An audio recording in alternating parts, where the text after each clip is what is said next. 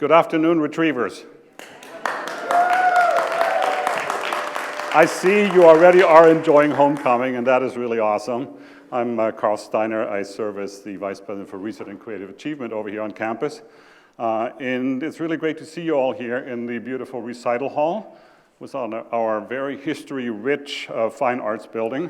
From what I understand, one of the original 6 buildings built around 1996 or 1970. So it's one of the original buildings, and I know there's some in the audience that remember that building when it was fresh, so just pointing that out. In case you missed it during the introduction, the US Postal Service recently issued a set of stamps celebrating the power of microscopy in their new series, Life Magnified. And what we're really proud about is the top right and the bottom left images were created by Tajid de Carvalho, who is the director of our Keys Porter Imaging Facility right here at UMBC. Now, Tajid, this is not her first national award. She was recently recognized with the Olympus Image of the Year Global Science Light Microscopy Award Contest. So can we just give a hand for her? And I want you all to go out to your postal service or go online and get these, because Christmas is coming up, and you got to put some UMBC stamps on there. So with that, talking about GridX. There we go. We first conceived and launched GridX, which all of you know stands for Global Research, Innovation, Trends, and Excellence, right? Very logical. Back in 7 years ago for the 50th anniversary celebration of our campus. And it looks like we now need to start planning for the 60th anniversary in a few more years, so we can't wait to have our 10th anniversary of GridX as well. The goal of GridX is to provide you with a sneak peek behind the scenes of some of the exciting and impactful research and creative achievement initiatives across our campus community. We will have a selection of faculty, and we have a selection of alumni that give these presentations. Over the next 2 hours, we will explore some of the most pressing issues in our society today. We will learn about disruptive thinking, about the value of mathematical models, and we start talking to robots.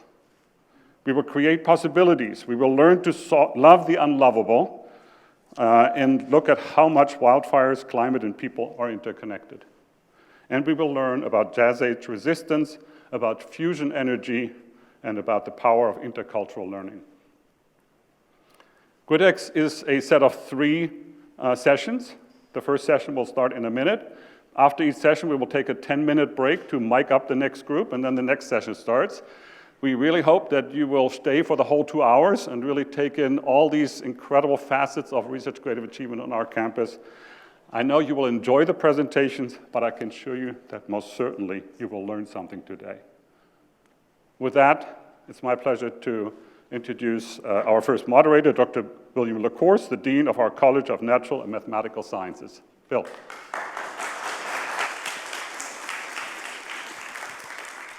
Thank you, Carl. Anyway, I think you're out there. These lights, I can't even see you. But it's my pleasure to introduce Dr. Melanie Okoro, PhD 11, Marine Estuarine Environmental Sciences program, but I believe she would say she worked under environmental science for most of her work. She is the CEO and principal of EcoAlpha Environmental Engineering Services, a nationwide firm serving a solutions-oriented, employee-centric brand that values innovation over homogeneity, which then operationalizes every segment of her disruptive business philosophy. Dr. Okoro believes that the definition of disruptive encapsulates being a transcendent leader, unafraid to challenge the status quo and provide innovative solutions to clients, yet continuously empowering team members to grow and expand their skills professionally. Dr. Okoro has more than 20 years of experience in the natural resource protection, water management, and environmental engineering field. She has served in a variety of positions at the National Oceanic and Atmospheric Administration, overseeing the West Coast region's water quality and aquatic invasive species impacts to threatened and endangered species. Dr. Okoro is viewed as a thought leader and advocate for increasing diversity and inclusion in the STEM workforce. She currently serves as a board of trustee of Sacramento Splash and is an appointed representative for the Sacramento Black Chamber of Commerce on the High-Speed Rail Business Advisory Council. I don't think we could get a better representative that fits in with UMBC. When you think about the pioneering aspects, the disruptive influence of inclusive excellence, and what we've done here, what has been done at UMBC over the years. So we're very proud to have her to talk about disruptive thinking, a bold business strategy to change how we lead, innovate, and transform companies in the 21st century.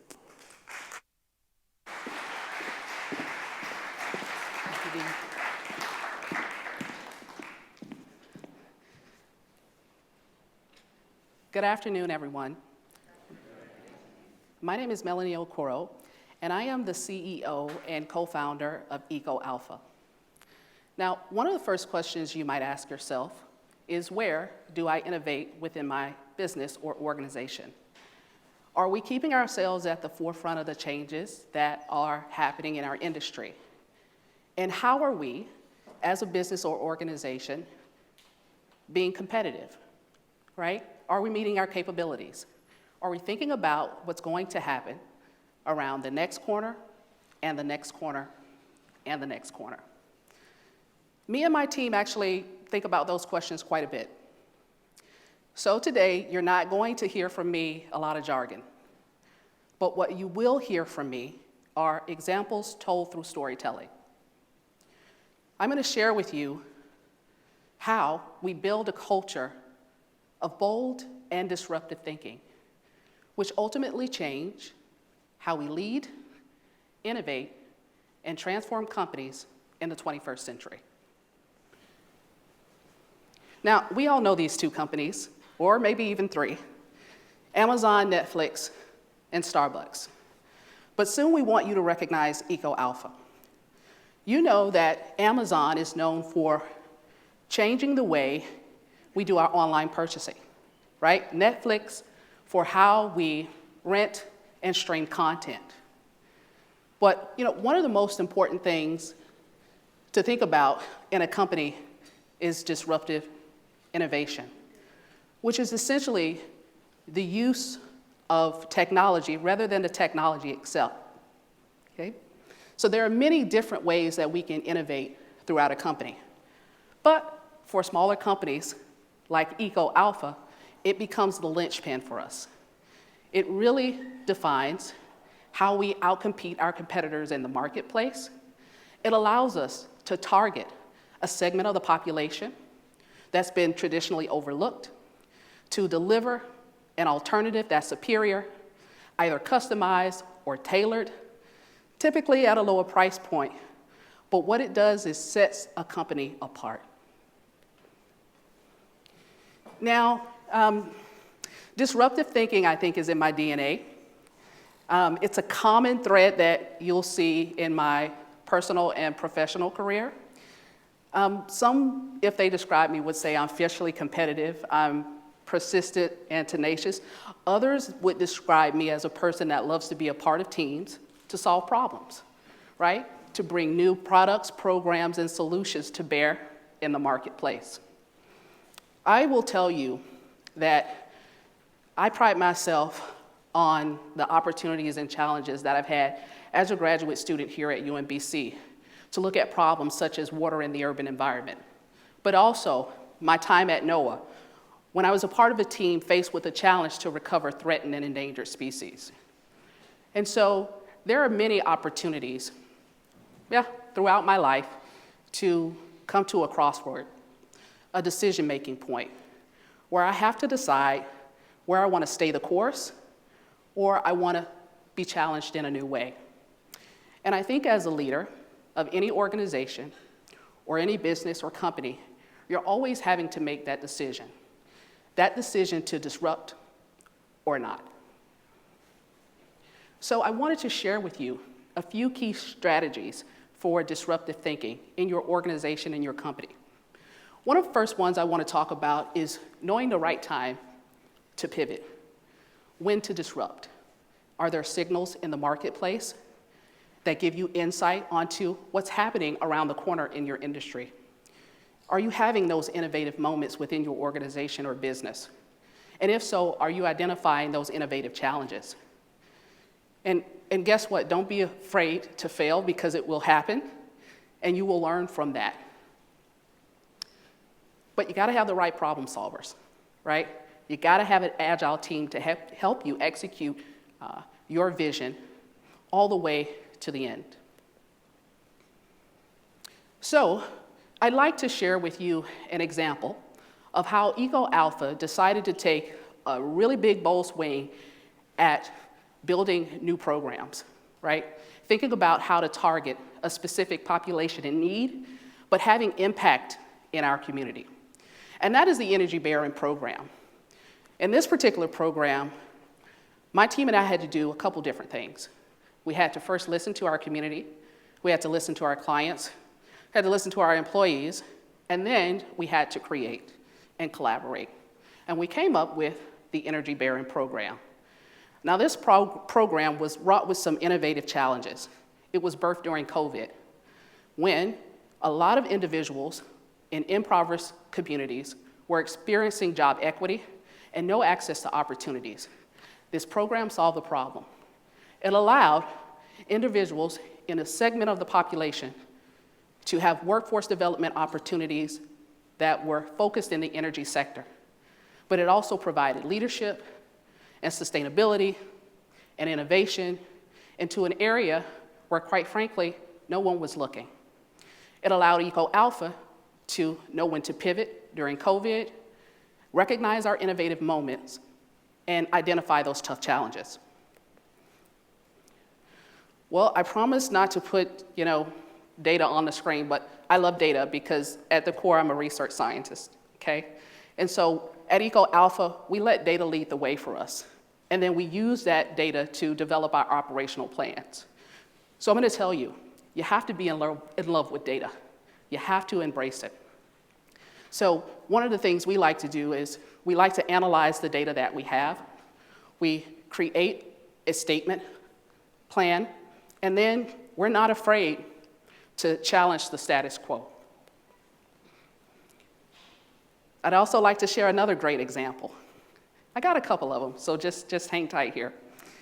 This is the High Performance Building Engineering Program. This is an example of how EcoAlpha used digital transformation to outcompete and stay innovative in the marketplace. We had a couple of issues we were dealing with. First, we had our clients come to us and tell us, listen, as engineers in the industry, we can't recruit, we have a poor pipeline, we have competition from the private sector with regards to wage and labor, and oh, by the way, the industry's changing. There are new technologies in facilities operation, such as energy management and building automation and sustainability. Can you help us train our engineers or upskill them for the future of the workforce? I turned to my team and I asked, could we do that? And they said, absolutely. So we embarked on this ambitious project, and we succeeded. We implemented a program that was first customizable, it was easy to use, it did not violate the principles of adult learning, right? Well, it turns out that the engineers really loved it because they could take training anywhere, anytime, on their own time, right? It essentially freed them up to do what they really wanted to do. And, I don't know anyone who enjoys going to a training. But for us, it was a game changer. It allowed us to increase our customer base, grow our market share, but also it allows us to be and have a distinct place and a unique place in the market. So we can't do it without building agile teams. And anytime you're trying to innovate, grow, and change, you need to assess whether you have the teams that will help you get there, right? So for us, when we think about building agile teams, we don't just think about a traditional organizational structure. It's not flat. For us, it's more like a matrix set across a problem to solve, okay? And so when we think about building teams, we think about building teams that understand the pace of the work, that understand that there is going to be diversity of thought, so we ask them to bring their disciplines to the table. We also understand that it has to be a really good fit, so that we make sure we have a team that understands and listens, but is really to challenge the status quo. Another thing that's really important, As a leader, I want to be challenged. Our leadership wants to be challenged. So we think about building teams where they're challenging leadership. My goal is to manage the shortfalls of that and hold them accountable. Also, when I think about building teams, I actually always go back to three things: the value, the culture, the performance of my organization. What do I want it to look like? What do I want it to reflect? So I'm always talking with our team about how we can highlight our team members. We want to build a rich culture and environment so that we can drive growth and change within our organization. So I want to share with you a 1-minute slide about some of the exciting things that we're doing within Eco Alpha. I hope you enjoy.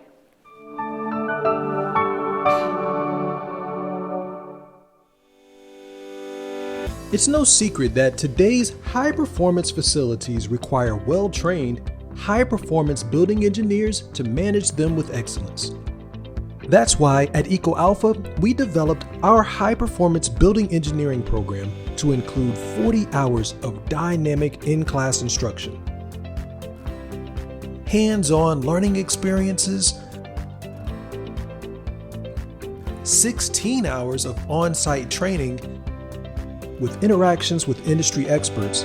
I like to start at the middle. And face-to-face support. Our program is perfect for new and seasoned engineers to learn new skills and to reinforce the best management practices.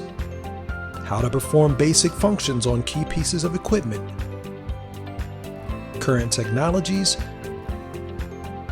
and other topics including mechanical, electrical, compliance, building automation systems, and energy management. The Eco Alpha High Performance Building Engineering program is high energy, multifaceted, and practical for immediate use in today's ever-evolving facilities. And our students agree. This really did have a good all-around value. You put it in a currency, you're walking out with a fat wallet. I love the interaction with the instructors. We cover a wide variety of topics that apply to what we do as stationary engineers and even as chief engineers. I wish I would have did this years back. They are really informative and they bring everything back and they explain it so simple that you can understand it. Brought to light a lot of situations that we have experienced even before this class that I actually got a lot of answers to that I hadn't had before. They made it real, walking around the building that we're in and we get the information off this existing building and we apply it here and we get to see some of the issues here at the building and we talk about how some of those can be remedied and we also see the things that are working, most of the things that are working right here and we get to learn off of that. As you can see, at Eco Alpha, we're training for the future of engineering. So if I could leave you with one thought today, it's to be bold. Be bold in your leadership. Be aware of the obstacles that are in front of you. Lead, learn, and listen. And mostly do that with your heart because I have to do that a lot.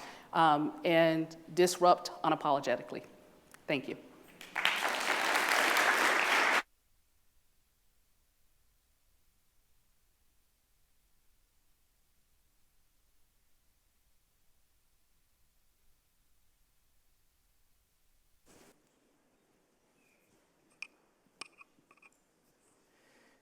Dr. Justin Webster is an associate professor in the Department of Mathematics and Statistics at UMBC.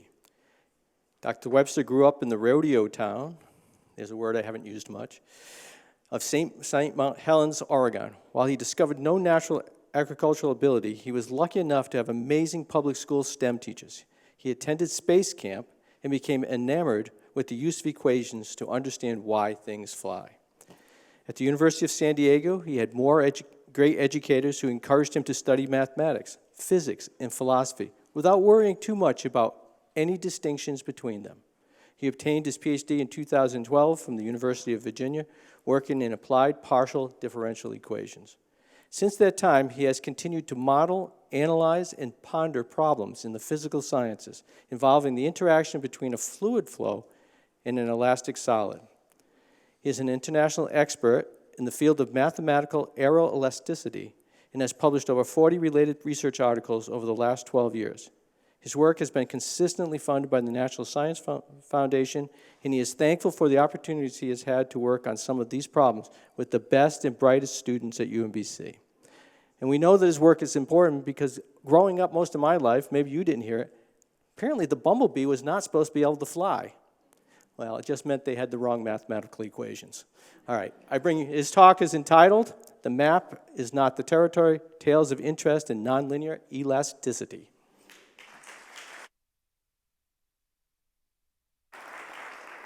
Thank you, Dean LaCourse. So this is my title. We only have 10 minutes, so I want to jump right into it, and I want to begin with a question, which is, what is a model? And I'm going to resist the urge to make a cheap joke because I did dress up and I'm standing in the spotlight. So these are some of my favorite models. So you see here some things that should be familiar and maybe some things that aren't. The last equation there is the Navier-Stokes incompressible flow system. If you solve that equation, you will win $1 million from the Clay Mathematics Institute. I don't want to be misleading. Not all models are mathematical, and not all models are equations. As an applied mathematician, these are some of my favorites. But in general, a model could be something which is physical, something that you build. A model could be something which is abstract, that you write on a chalkboard. And a model could be something that you program into a computer. At the end of the day, I consider models to be any useful representation of reality. But don't listen to me. Let's consult the experts. I need to look down here. Okay, so I'll move over here. The first quote that you see there is actually pretty famous. George Box was one of the most well-known statisticians of the 20th century. And the quote that's in bold is the one that we probably have all heard. All models are wrong, but some are useful. The second quote is by a probably lesser-known general scientist named Alfred Korzybski, who was a semanticist, someone who studied language, mathematics, and science all rolled into one. And his quote is the basis for my title, "A map is not the territory that it represents." So the goal of my talk is to sort of explore the relationship between mathematical models and the phenomenon in the world that we're interested in, and not forget the actual modeler who stands between those two things. Okay, so this is my view of applied mathematics. And as an applied mathematician, one of the things I like to do is identify things in the real world that are interesting and try to write down some sort of model for them. Typically, these are equations, systems of equations. And then once we have a model, we can ask, does that model capture the salient features of the phenomenon of interest? And if it does, then that allows us to start to ask questions of the model. In particular, if it's useful, we might be able to actually make predictions about the phenomenon in the world. So for the remainder of my talk, I'm going to give you 3 different tales of interest coming from my career thus far in nonlinear elasticity. So the first will be, how can a mild wind bring down a suspension bridge? The second will be, how can we steal energy from that wind? And the third will be, very related, what causes glaucoma? So this is a picture of the Tacoma Narrows suspension bridge from 1940. Right at the moment when it's about to fall down. You've probably seen this before. It's very dramatic photos, very dramatic video. And the basic idea was that in the 1930s, late 1930s, there was a military base that was causing a lot of traffic congestion in the greater Seattle area. So there was an ambitious suggestion to build a suspension bridge over a narrow passage in the Puget Sound, which is called the Tacoma Narrows. So they did this. They built the bridge. And from the second or third day that the span was completed, the bridge began to flutter, which is a fancy word for an aeroelastic instability, essentially meaning that you have fluid flow around an elastic object, which causes it to bounce up and down. So for several months, this quaint bouncing feature went on, and nobody was too concerned. Cars were using the bridge, they were paying the toll, everybody was happy. But then, in December, several months after the bridge had opened, it decided to do the twist and shout, and instead of moving in a transverse direction, it started to twist torsionally. And concrete and rebar are not designed to withstand that over a long period of time, so after about 45 minutes of that behavior, the bridge fell down. Canonical question that any scientist or engineer would ask, why? what happened? Can we prevent it in the future? And if you want to design a bridge, can we predict whether or not this thing will happen? So for about 80 years, we've been teaching middle school science students that what caused this bridge failure was, anyone know? Resonance. And for about 75 years, we've been contesting that claim. So this is, to this day, a hotly debated topic as to what actually brought down the bridge. Being a fluid structure interaction mathematician, I actually am particularly interested in this problem. So my group proposed the following model. This is a very, very simple model, believe it or not, because this set of equations does not permit resonance. So the structure of this mathematical model disallows resonance. Resonance is not possible. But what we were able to show is we can capture the behavior of the Tacoma Narrows Bridge collapse, including this transition from longitudinal to torsional motion, without resonance. So did we resolve this 80-year open problem? Well, that might be too bold of a claim, but we at least provided some evidence that resonance is not necessary to explain what happened. So maybe we have to update our physics textbooks. The second tale of interest, again, concerns flutter, which, as I mentioned earlier, is typically thought of as a villain. Right? It's the bad guy in the story that causes buildings to be unstable, instability in flight, plane wings can flutter, or the Tacoma Narrows Bridge to fall down. But in this particular instance, flutter is useful. So what you see behind me are piezoelectric energy harvesters. These are cantilevered beams that have some sort of piezoelectric patch or laminate placed on top. And if you take one of these harvesters and you place it in a wind flow, just 30 meters per second, let's say, it will start to oscillate. And as it oscillates, it will generate current, and that current can be harvested for useful power. So you could imagine, for instance, putting a whole bunch of these on a flagpole in the desert, and as the wind blows at night, they flap, they generate current, and you could actually provide heat or light in a remote location. Maybe a more interesting example would be to strap a whole bunch of these to your backpack and then ride your bike down a hill in a headwind and actually charge your iPhone 7 because the battery is shot. That's true. So the question for a modeler or an applied mathematician would be, how do we optimize this? If we're going to build these things, what shape should they be? How large should they be? What material should we make them out of? And there are two approaches that I know to this problem. One is to get millions of dollars in grant funding, hire an army of postdocs and students, and then build thousands of prototypes and test them in wind tunnels across the country. A more practical approach to the problem is to write down a mathematical model and study the model and try to ask questions of the mathematical model. So we noted 3 or 4 years ago that there were no viable mathematical models for the large deflections of cantilevers in the literature. So with my student, Maria Deliani, who is now at the University of Arizona, and our collaborators at Duke University, we actually proposed this mathematical model. This one is not so simple. This is a fourth-order nonlinear beam equation, which has a non-local constraint. None of that matters. This is a complicated model. And the goal is, even though we have not actually solved the optimization problem of how to build these harvesters in an optimal way, we at least have a starting point. So this is the model that we can ask these questions of and hopefully provide some answers. All right, third application, the human eye. So glaucoma, which again, I'm not an expert, I'm an applied mathematician, but glaucoma is an insidious disease that affects millions of people. It's difficult to treat and it's not fully understood. You probably all know somebody who has glaucoma. So many years ago, we were approached by some collaborators who are physicists and mathematical biologists, and they gave us this mathematical model.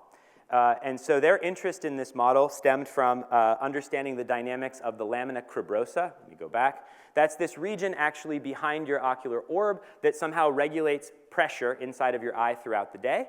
And so the model that you see here is the model of poroelasticity, which is the description of those dynamics. So they gave us this model, but when they gave it to us, the model only had the terms in orange. I'm colorblind, so I hope there's orange terms behind me. So the model only had the terms in orange. And so after working with it a little bit, we decided to add the terms in blue for purely mathematical reasons. Namely, when you add those terms in blue, the solution behaves more nicely. There is a smoother, more regular response to these dynamic pressure changes throughout the day. So we told this to our collaborators, and they said, yeah, sure, you can leave those terms in there, no problem.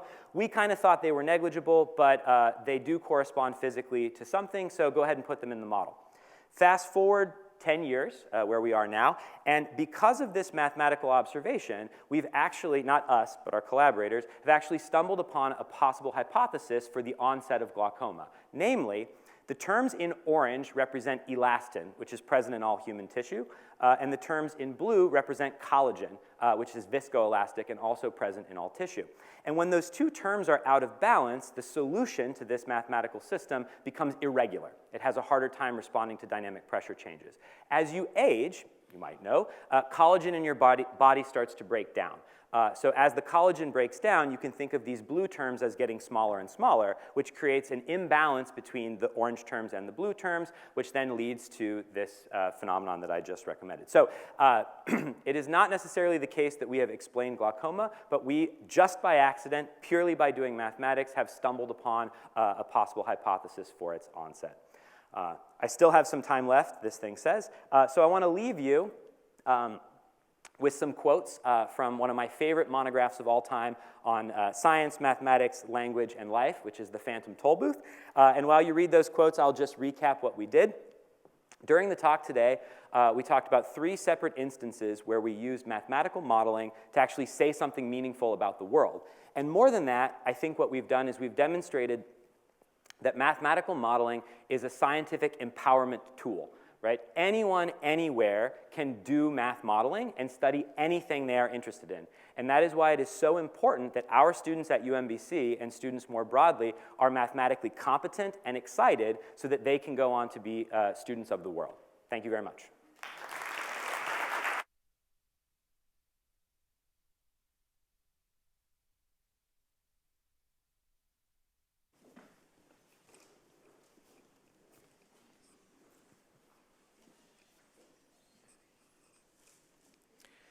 Dr. Cynthia Matusek is an associate professor in the Department of Computer Science and Electrical Engineering at UMBC. She received her PhD from the University of Washington in 2014, studying a combination of robotics and natural language processing. She is now the director and founder of UMBC's Interactive Robotics and Language Lab, where she works with an extraordinarily talented group of faculty and students on how to build robotic systems that can be useful to people in human environments, such as in our homes.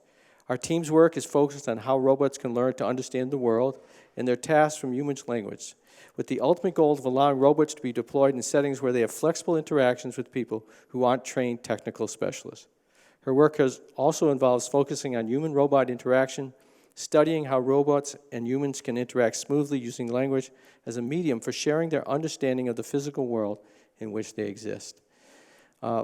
I know my phone's not technically a robot, but if any of this work can lead to it understanding what I say when I speak into it, I'd be really grateful for that. Anyway, her talk is entitled Talking to Robots, the Role of Language in Human-Robot Interaction.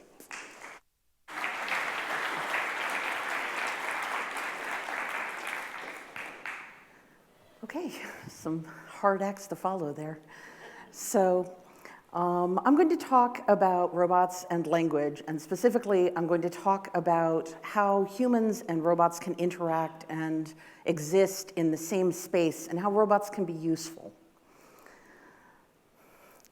So, what is human-robot interaction? The sort of robots that we have right now tend to look something like this.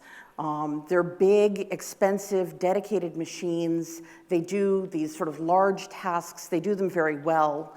And they operate in these dedicated spaces. So that's some robot arms putting a car together.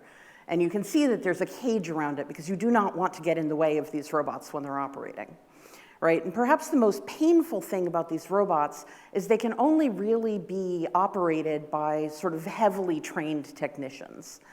Whereas what we want to see is something more like this. Robots that are doing things in a human environment, interacting with people, and doing what the people want them to do, engaging in, sort of outside a laboratory and industrial setting. So this raises some higher level questions for human-robot interaction. So if you think about it for a minute, where will we start seeing robots? If you had a robot in your home, just take a sec to think about what would you want it to be doing? Would you want it to be doing laundry, or dishes, or keeping you company, or helping with caregiving tasks? And these are the kinds of questions that human-robot interaction people have to ask themselves. Do we want our robots to be social agents, or agents that go off and do things in a corner when you're not paying attention to them, and at the end your laundry is folded? Or what exactly do we want? Do we want task-oriented robots? And practically speaking, how can humans collaborate with robots on a variety of tasks? How can they work together? And I ask that question because in order to have robots that are useful in human spaces, we really do need robots that are flexible and capable of interacting in a variety of sort of contexts. So here we've got a robot that's in the process of building a circuit with one of our students. And this is sort of the robot acting as a third hand, for those tasks where you don't have quite enough hands to get in and hold all the different parts together and so on. But we don't want the robot we can't release a robot into a home that just builds circuits. That's not particularly useful. What we want is a robot that's capable of doing a variety of tasks based on what the human wants it to do, based on sort of what are the interaction styles. So how can these robots figure out what people want from them and what's going on in the world around them? And one answer to that is using language, using human language. And human language is, concise, it's intuitive, it's meaningful, you can convey a lot of different kinds of information with it, but it's also very difficult to deal with. It's ambiguous, it's, idiosyncratic, different people use language in different ways. So this is a very multidisciplinary kind of work.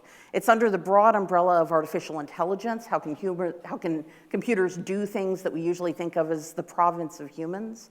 But it also requires machine learning because the robots need to learn about their environment and the world around them from the people that they're interacting with. And of course, it requires what's called natural language processing. How do we deal with English and other languages that people might want to use in their home to tell the robot what to do and interact with the robot? And here, we're considering and testing the use of language as an interactive, sort of collaborative tool. Basically, we say that the robot understands the language if it does what a person intends for it to do based on that language. And maybe that's not what understanding language really means. Maybe that's not true understanding. But for robots that are deployed in these kind of human settings, it's what we want. And when we talk about this kind of language, I'm talking specifically about what's called grounded language, language that has meaning in and pertains to the physical world that robots engage in.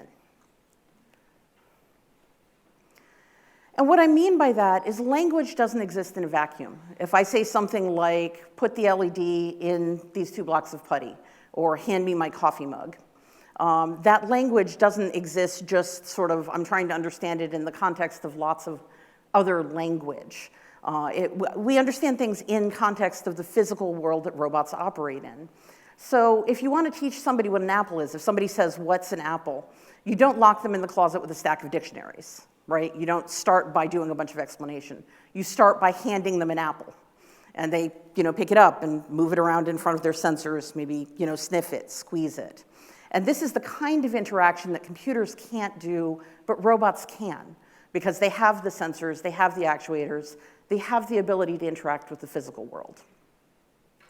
And given the proliferation of these really incredible technologies, things like ChatGPT and Bard, we might be asking ourselves, why do our robots need to learn from people? Why can't we just pre-program them with the language that they need? And the answer is that the human world is really big and really dynamic. So I cook. How many of you cook? Probably, yeah, I see a lot of hands. So, I expect if I go into somebody's kitchen, the home of a friend of mine, I expect to see a bunch of kitchen implements that I know what they are. But that's true 99% of the time. And 1% of the time, I encounter one of these things, right? And these are all standard cooking objects found in Western kitchens.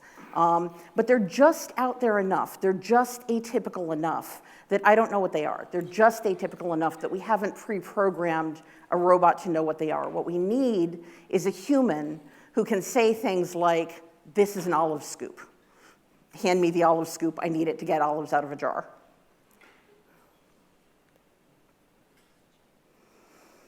And language is not only very physical, very meaningful in a physical, grounded context, but it's very multimodal. When people use language, we don't just use words. We use gesture, we point to things, we look at things to convey that our attention is on them, we use body language, and robots have a lot of sensors beyond just vision. Robots have the ability to sense things like temperature and sound in the world around them. So real language learning for robotics, useful language learning, needs to take all of these factors into account. So for example, if I ask the robot to hand me my mug, the fact that it can detect the things in the environment that are hot will give it additional information about what I might be talking about. And I'm going to show just a quick interaction with a robot.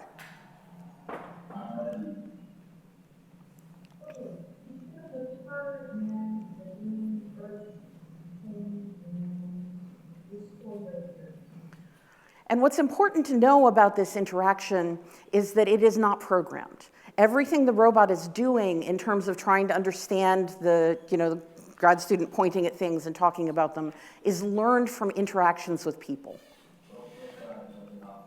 So we had people come in and be like, all of these things are green. And the robot has to learn from that what the words mean, what it is to be a pepper and what it is to be an arch, and what it means to point at things. If I say, pick up this thing, that's not completely trivial for a robot to do, but you can see that this robot has learned from those interactions and can do it.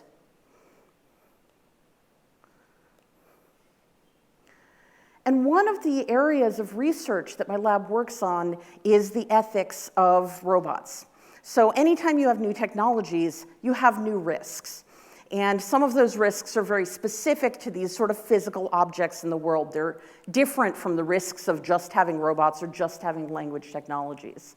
If you've got a robot with cameras and sensors and the ability to understand what you're saying, following you around your house, you should be asking privacy questions. You should be asking where that information is going and where it's being stored. You should ask whether these physical agents are trusted by the people around them. Do they have an inappropriate level of influence over the people they're interacting with?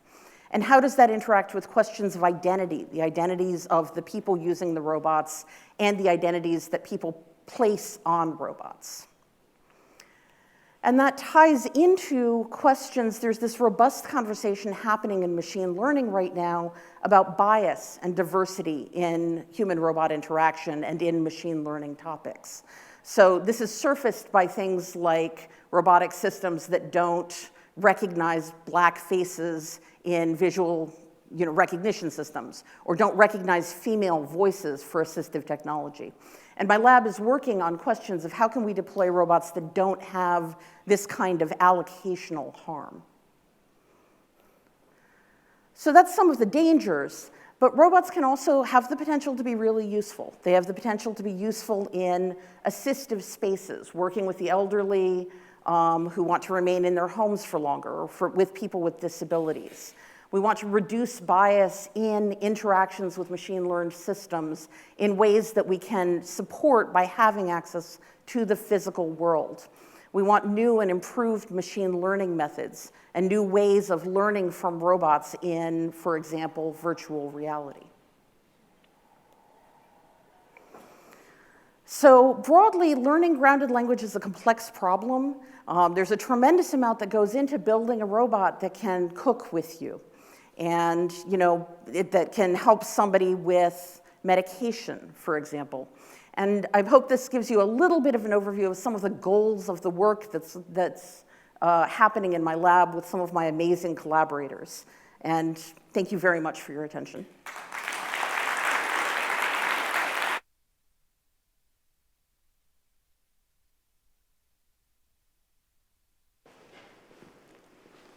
Thank you very much, Cynthia.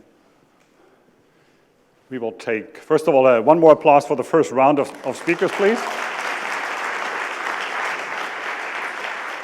We will take 3-4 minutes to get the next round of speakers behind the stage, and then we start up again. So talk amongst yourselves, as they say.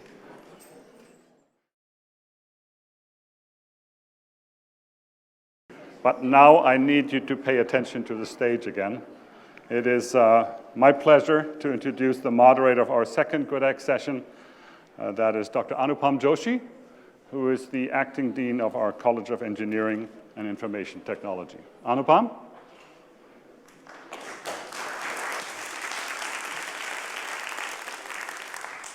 Thank you, Carl. So we're going to have some great talks today. And we'll begin with having one of our alums, Dr. Huang Zhensen, who received both his master's and PhD in information systems from UMBC. After graduating from UMBC, he has held several technical and managerial roles. And in 2013, he founded Precise Software Systems with a vision to, this is interesting, create possibility. So very recently in 2019, Precise was recognized as the Senate Small Business of the Week by the US Senate Committee on Small Business and Entrepreneurship. Dr. Huang was named Small Business Person of the Year for the state of Maryland by SBA recently, and in 2022, he was recognized as Montgomery County Small Business Leader of the Year. Now, this is already a vast list of accomplishments, but I need to add some more. Dr. Huang is very active in supporting the community, and we here at UMBC know and appreciate that because he serves on our advisory boards for the Department of Information Systems. But he's also currently serving as the board of directors for the Montgomery County Chamber of Commerce and on the advisory council of the Electrical Engineering and Computer Science Department at Howard University, and on the boards of several nonprofits. So you have a scholar, an entrepreneur, and someone who serves the community, and we look forward to hearing from him about creating possibility on campus and in business. Dr. Huang.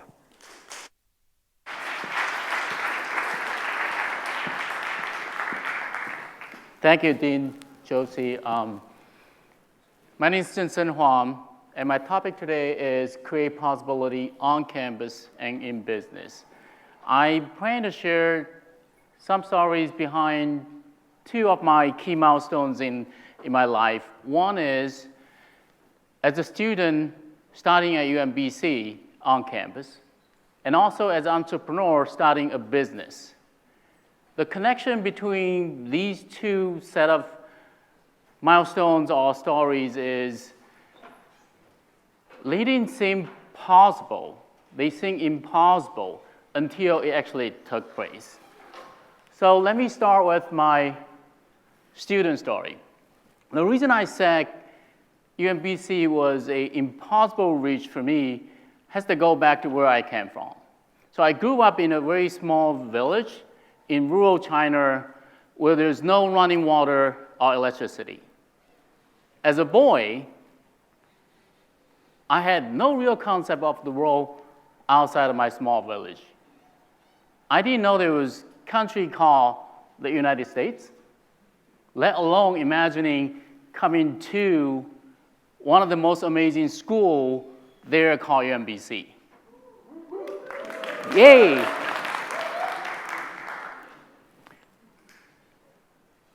So, on top of my ignorance, my family was never going to be able to afford my tuition. So within this context, on one hand, it was impossible for me to come to UMBC. On the other hand, maybe you can understand a little bit about my deep gratitude. When UMBC took a chance on me, not only admit me into the PhD program, but also offer me a full assistantship. And my luck didn't end right there. I met the nicest people here at UMBC. When I arrived at this great country in 1998, I didn't know any other person in this entire country. This is where I started. This is where I met my first group of friends, and some of whom are still best friends of mine today. And this is where I met my amazing professors, including my PhD advisor, Dr. Gangopodia. That's why I include a picture with him at my graduation as a way to show my appreciation. Now, with deep gratitude in heart, I try to stay engaged after graduation. So I attended a lot of events, and the picture on the right-hand side is one of the events I went to at Dr. Rowski's retirement party with the two other IS Department of Information System professors. So that was fun. What a great leader. So that was my UMBC of student story. After graduation, I started working as a software engineer, then move on to be a technical lead, an architect, a program manager. I spent my time mostly in large companies where I realized there is some sort of inefficiency or some lack of consistent focus in this typical large company setting. Right, so in 2012, I was leading a very difficult IT project. A lot of people, including my close friends, thought that it was impossible to succeed. But somehow, I pulled it off. And in reflection, I attribute that to two key factors. One, we had a top-notch team. Two, somehow we figured out a way to work effectively together. So with that reflection, I realized that if I continue to work on these two factors, it opens a door to create new possibilities. So quickly, as soon as I realized that, right after I finished that difficult project, I decided to start Precise. And that was 2013, and this summer, we had our 10 years anniversary. The picture on the right-hand side captures our picnic with our celebration. Besides an amazing team, another factor that really take us to where we are now is this notion I call the Class A company mindset. And that comes from the story of our office spaces. When I started Precise in 2013, we operate from my basement, which is very typical for a startup for the first 2 years. Then we move into a very small office. By small, I mean only 2 tiny rooms. And it was pretty crappy. But we were so proud and happy. We stayed there for a year. Then we were looking for a bigger space because of our exponential growth. And my team started having debate, and that's when we learned the office buildings are categorized as Class A, Class B, and Class C, with Class A being the best. Not a surprise, our office at that point was a Class C. So there is a debate. Our team is looking at this well, do we just move into a Class B and call it upgrade? So we had these discussions until to a point that we came to a consensus. If we are going to be a Class A company, we're going to move into a Class A building. It was expensive, but that was the burning desire of wanting to be the Class A company is what it took us to where we are now 10 years later. That's why I include a picture of our building with our logo facing a major highway. And there's a story behind it. We don't have time to that. So that's my story between being a student at UMBC and being an entrepreneur starting a new business. As I mentioned, when I was a boy, I didn't envision to come to UMBC. It was impossible. When I was at UMBC as a student, I didn't envision to start a business. It was impossible. So both scenarios involves this process that I call create possibility. Now, what did I learn from that process? Number one, I'm going to use this quote from Bernard Shaw. It says, don't wait for the right opportunity. Create it. We are responsible for our future. And what it takes is we constantly take initiative. Don't wait for it. My second point is a little bit contradicting to my first point, in a way that you're creating possibilities right now, no matter you realize it or not. What I'm trying to say there is, a lot of times, we don't necessarily see a very clear path in front of us leading to exciting futures. Sometimes it's hard for us to make a connection between what we're doing now to the great possibility down the road. But that's okay. Don't be discouraged. And that leads to my third point. What is important is embrace the present and envision the future. By that, I mean enjoy what we're doing now, but don't settle for just good enough. There's always going to make it better. Then dare to dream. Dream high. And with that dream, set ambitious goals. Without these goals, the dream might as well remain as a dream. Before I wrap up, let me make one last attempt trying to connect my UMBC experience, my precise experience, with this process I call create possibility. So at UMBC, I didn't know I was going to come to UMBC. It's okay we didn't know where our future opportunity is. That's okay. What is important is embrace what you have now, embrace the challenges that we see every day, and figure out what we learn from that. And over time, as we make every single step at a time, you will realize that we have come a long way, accomplished a lot. What my precise experience teaches me is believe that there's always something better that's possible. Take the chance and work to create that opportunity. The second point I wasn't able to articulate into a story there is be kind to your people. The first set of employees I hire into Precise are mostly my friends. And the reason they join me, and that's another thing I'm extremely proud of Precise, is most of our initial employees are still with us, including our first employee. They're happily with us. So be kind to the people around you. They're the one who's going to help you down the road. And the last, dare to dream.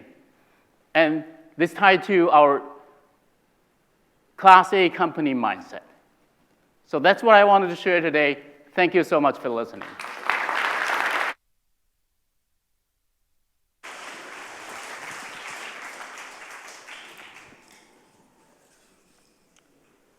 Okay, dare to dream, that's pretty much the UMBC motto. So from thinking about disruption and new systems, we'll switch gears a little bit to hear from two of our own next. And so my first survey question, how many of you love spiders? Spiders.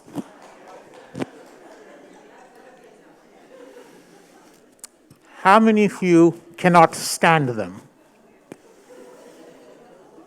And how many of you are actually afraid of them?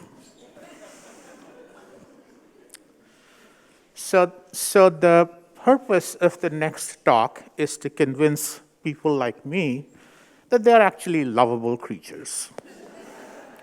We'll hear from Dr. Mercedes Burns, who's an assistant professor in the Department of Biological Sciences here at UMBC. She is an evolutionary biologist and an arachnologist, and her research primarily focuses on the evolution of sexual reproduction and sexual conflict, which occurs between males and females due to their differing reproductive strategies. Dr. Burns frequently collaborates with Dr. Sarah Stellwagen at UNC Charlotte to describe the biochemical and mechanical features of proteins used in prey capture by arthropods, such as insects, spiders, and allies. She began her faculty position here at UMBC in 2017 and is currently under review for promotion to associate professor in her department. and her work is funded in part by 2 very competitive grants from the National Science Foundation. So without further ado, Dr. Burns.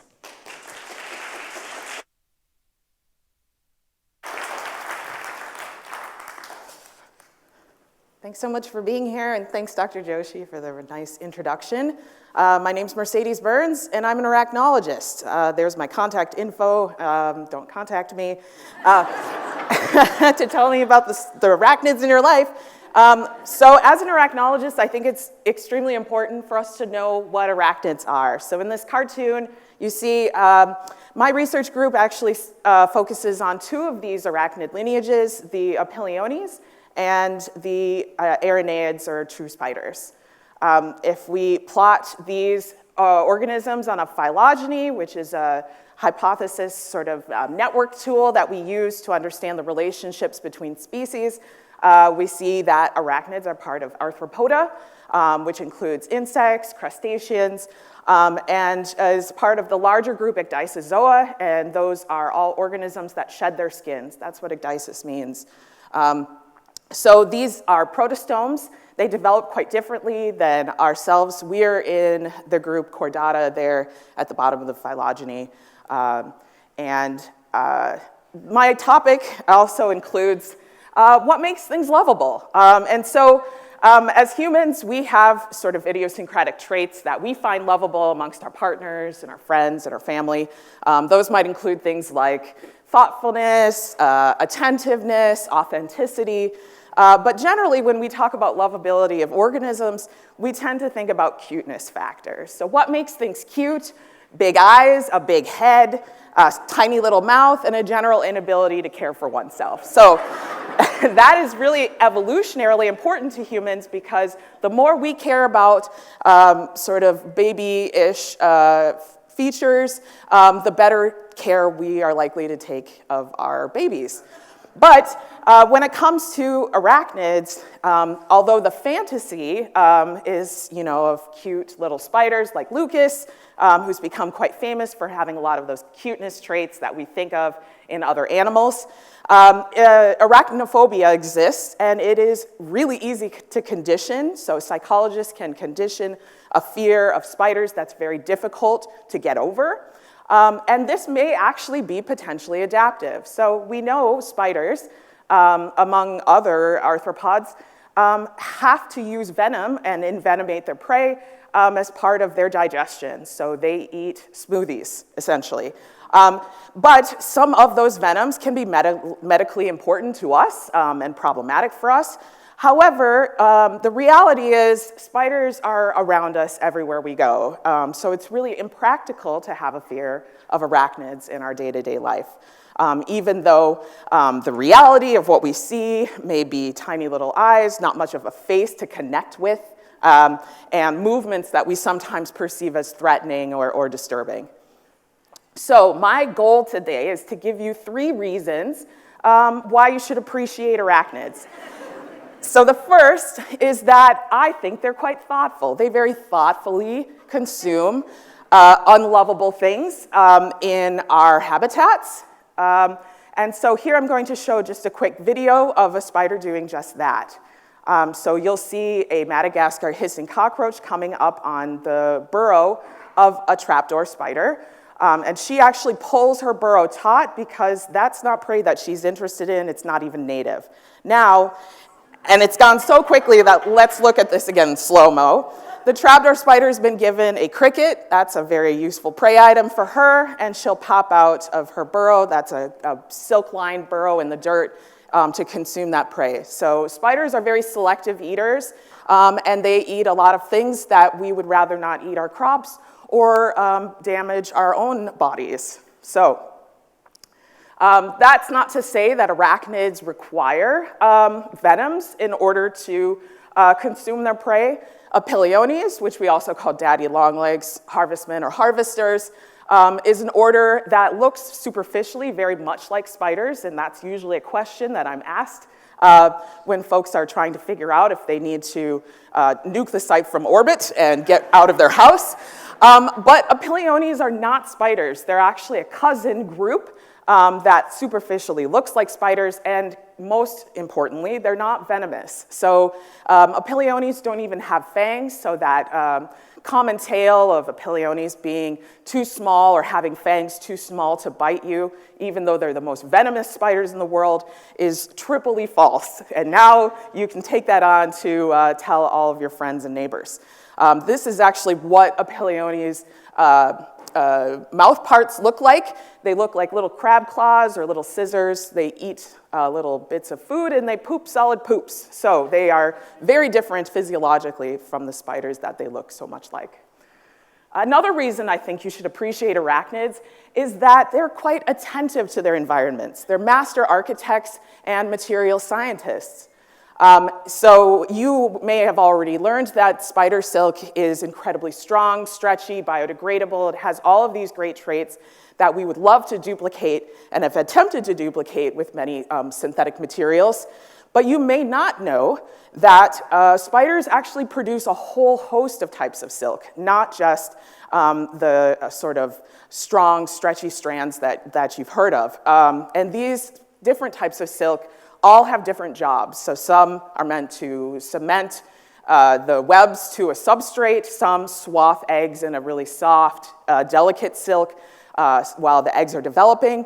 And my lab focuses on the study of aggregate spidroin, which we also call spider glue. And aggregate spidroin forms these little droplets on the stretchy capture spiral that you often see in orb webs. So when you accidentally run into some spider's web in the night, it's what's helping that spider web stick to you and cause you a momentary panic. So we've learned quite a bit about spider glue.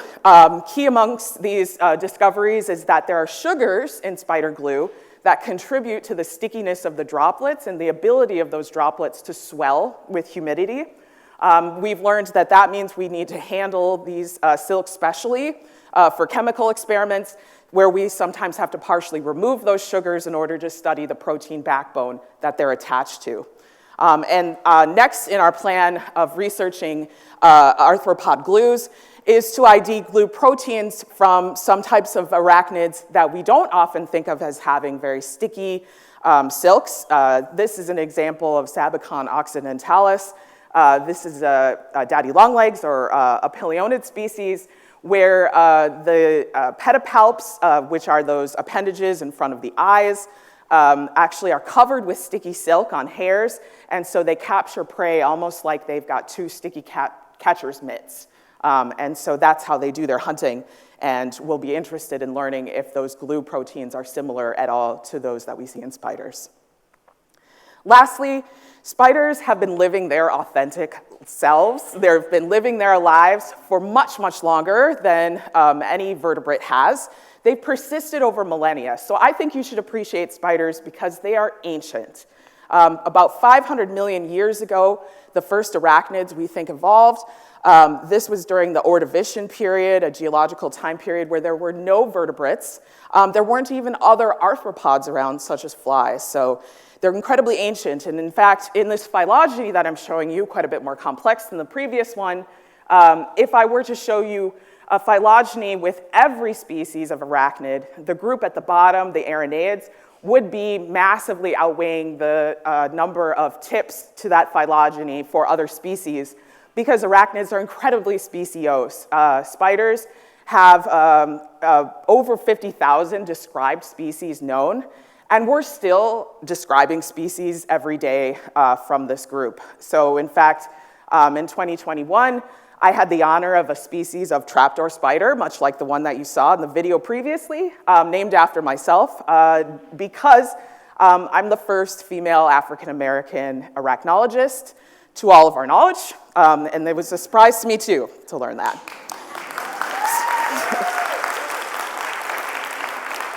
So having had that experience, that honor of being the matronym of a described species, really underscores the legacy I want to leave, which is that if you're curious about the organisms that surround you and you're interested in learning more or appreciating what those organisms do for the environment and their ecosystem, that leaves no room for fear. It leaves no room to be afraid of those organisms. So I think that is something that everybody can appreciate regardless of their race, educational background, or even age.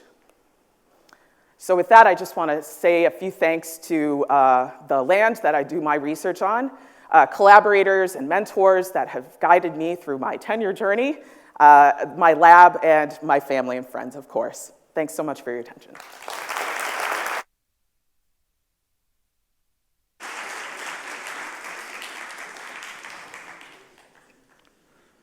Okay, I'm not going to run the survey again on how many people love spiders now.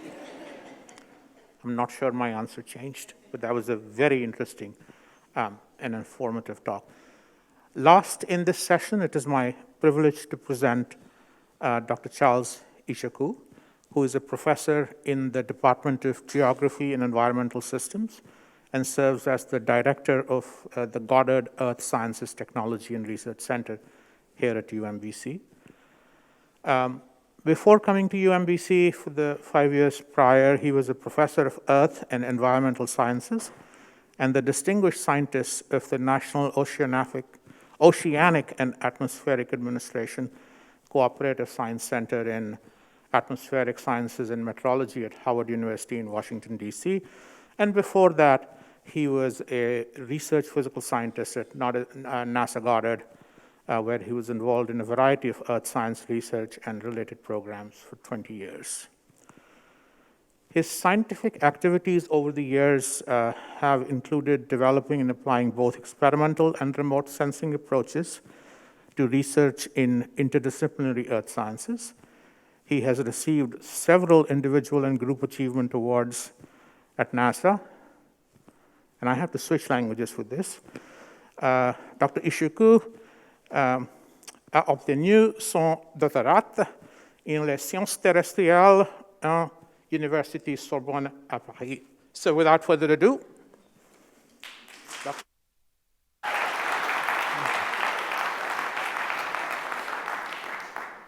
Good afternoon. It's my pleasure to be here today.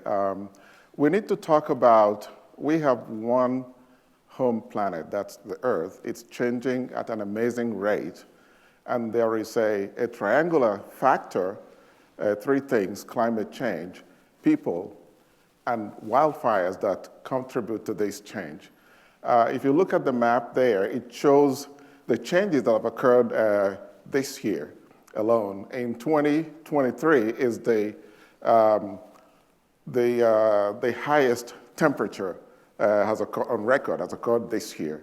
And if you look at that map, look at the poles, near the poles, the Antarctic and the Arctic region. It's warming very fast. And the danger that that poses is not something I can explain here, because if the ice sheets melt so rapidly, the sea level rise it will constitute will not be something we'll be happy about. So in the last 5 years, the temperature records have occurred in the last 5 years. The 10 largest temperature records have occurred in the last 10 years. So how does that happen? If we look at this graph on the screen, we'll see the record of temperature rise, how it's been rising so rapidly. And we see some factors that contribute to the temperature rise. One of those is the greenhouse gases that are emitted in the world that contribute, that they have some characteristics, some molecular structure that makes them to trap heat that should escape into space. They trap them, therefore they warm our environment. You will see that the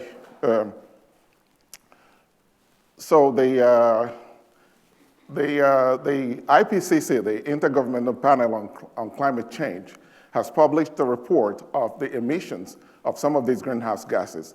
And they include carbon dioxide as the chief gas that actually causes this, the warming that happens. How are humans contributing to this? Because when we burn fossil fuel and do other things similar in industry and in transportation and in domestic energy use, we consume energy that releases carbon dioxide and other greenhouse gases that cause the warming. Now, there's another factor that we have not considered very much. If you look at this image you're seeing now, you will see a large fire that happened in Canada this year in September. And you look at the scale on the bottom left corner there, you will see that the swirl of smoke covers more than 100 miles across.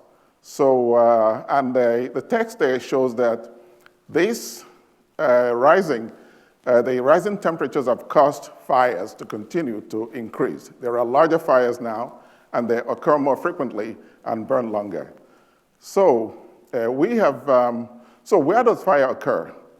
You'll see the map that you're looking at.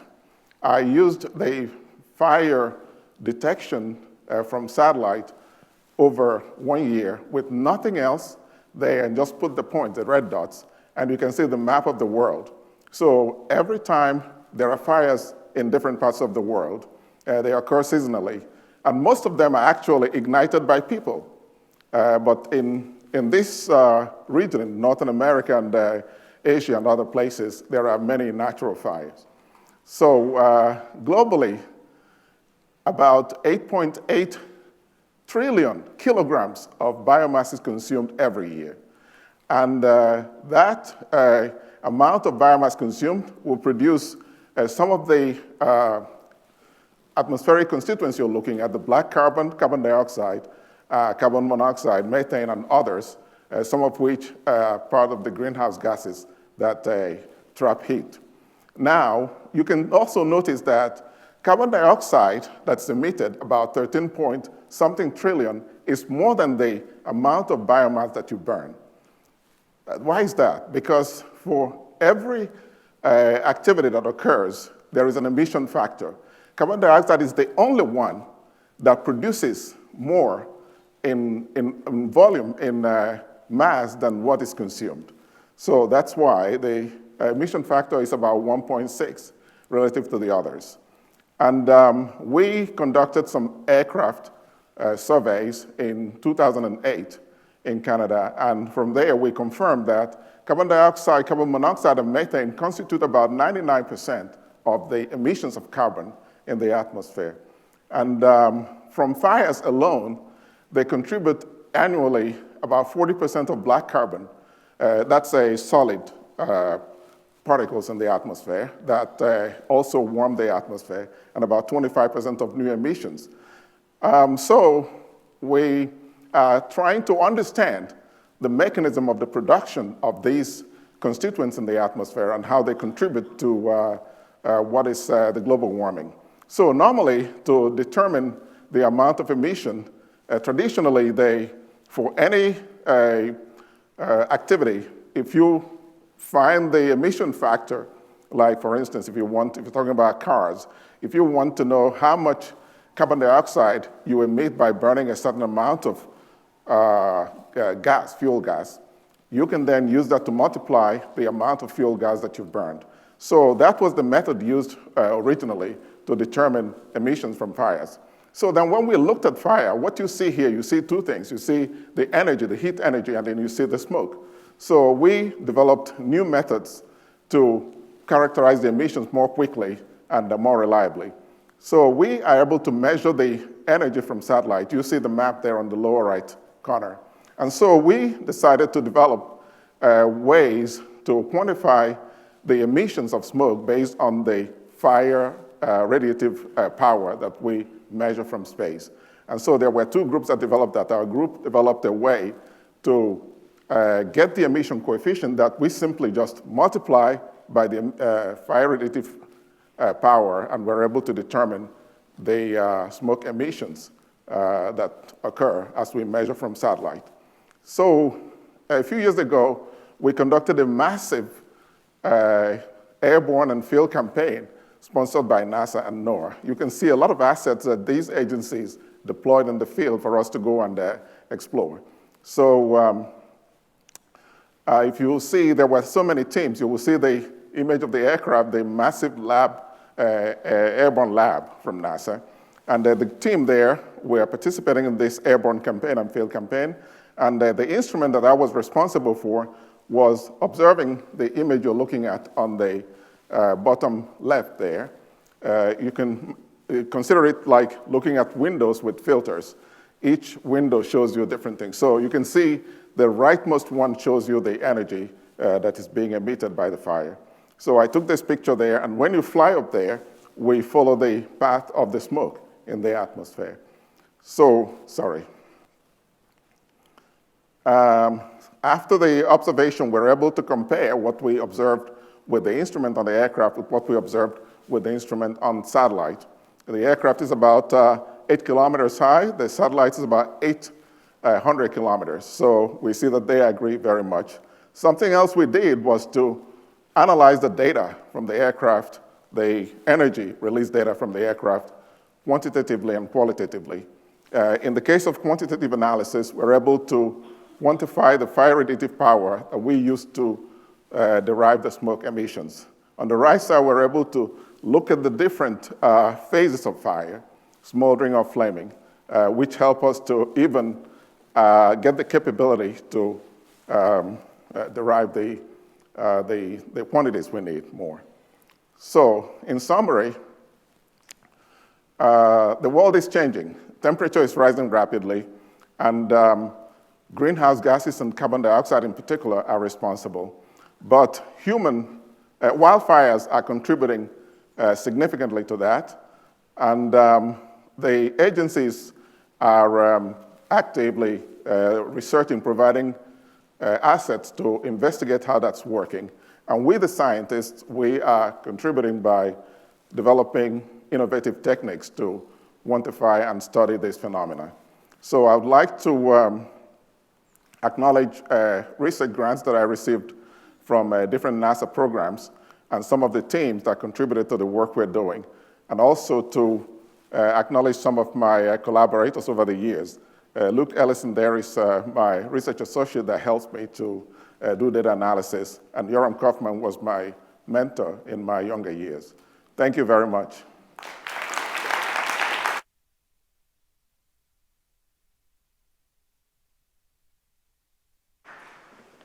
Thank you, Charles. I'm back.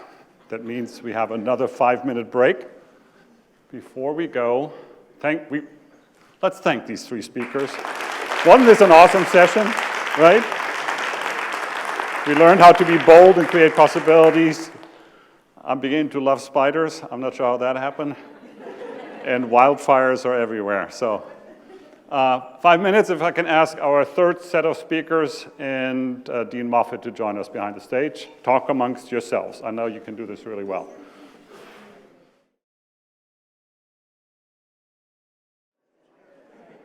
And before we get started with the third session, I just really want to thank the audiovisual team and the events management team. They have been working behind the scenes and in front of the scenes for probably a month, some of us 3 months to get this all together. So give them all a warm hand, please.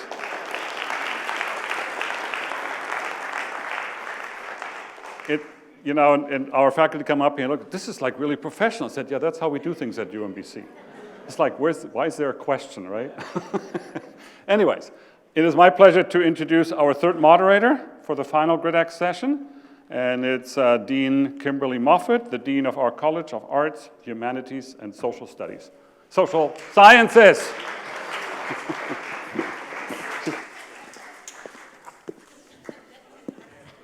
He always does that.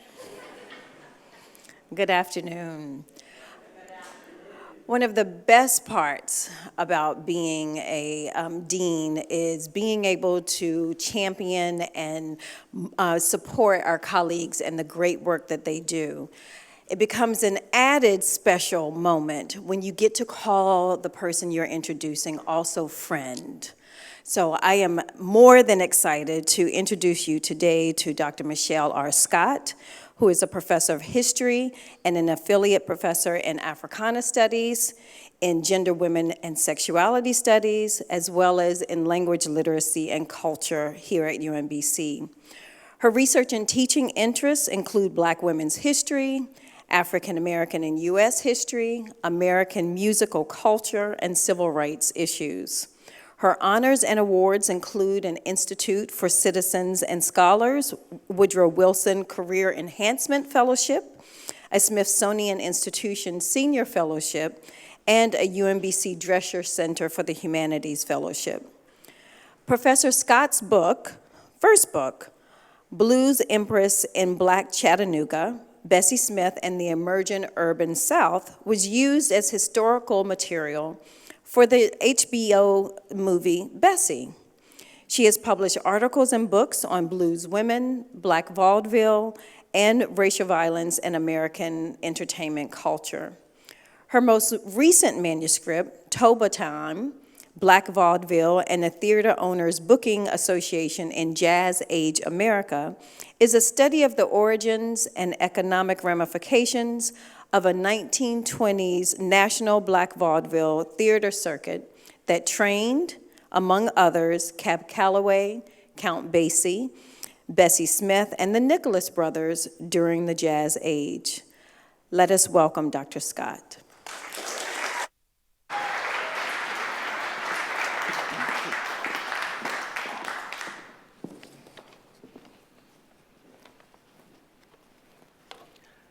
Good afternoon. Thank you, Dean Moffitt, for that introduction. I am a historian of the American past. I primarily study American entertainment history and the intersections of American entertainment, particularly African American history, and issues of social justice.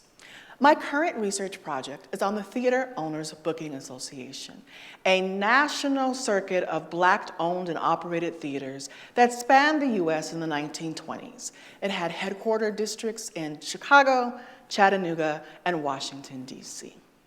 Now, the question that I often get when I explore and discuss my research is, why do I study live theater performance in the 1920s, and why do I study vaudeville, a genre of performance that reached its height of popularity 100 years ago?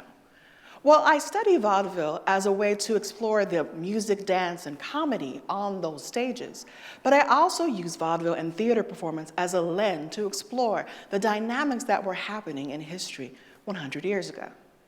Case in point, the headlines in the past couple of months in 2023 have explored rising unionization amongst the actors in Hollywood, racial disparity and culture wars occurring in Florida, and rampant increased discussion about disease.